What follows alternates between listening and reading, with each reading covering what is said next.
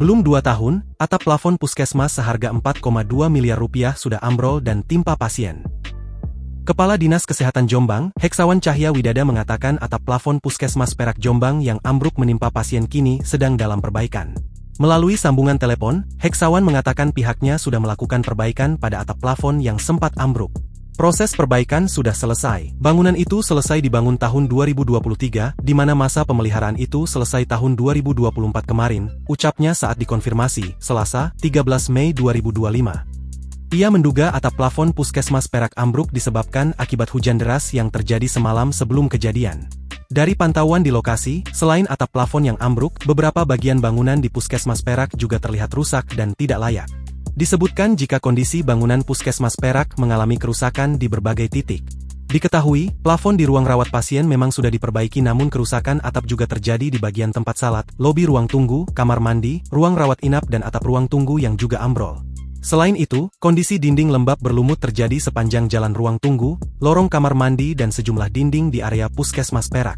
Terkait hal tersebut, ia menyebut akan menerjunkan tim. Ternyata plafon ini dibangun menggunakan anggaran pendapatan belanja daerah pada tahun 2023 dengan nilai 4,2 miliar. Namun belum genap berusia 2 tahun usia bangunan, atap plafon berbahan hardboard ini ambruk sepanjang 7 kali 2 meter. Mirisnya, reruntuhan plafon ini sempat menimpa pasien yang saat itu menjalani perawatan. Menurut keterangan dari Kepala Puskesmas Perak, Oisatin, peristiwa tersebut terjadi pada Sabtu, 10 Mei 2025. Ia menuturkan, malam hari sebelum kejadian, wilayah sekitar diguyur hujan sangat deras. Jumat malam itu hujan deras sangat lebat, lalu Sabtu pagi itu plafon ambrol sekitar jam 6 WIB, ucapnya, Minggu, 11 Mei 2025.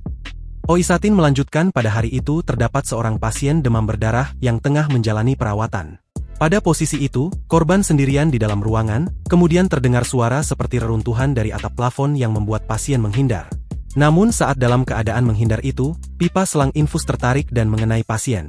Pasien mengalami luka di bagian pelipis dekat mata, luka bekas serpihan plafon itu sekitar 1 cm. Luka pada pasien itu juga sudah langsung kami tangani, katanya.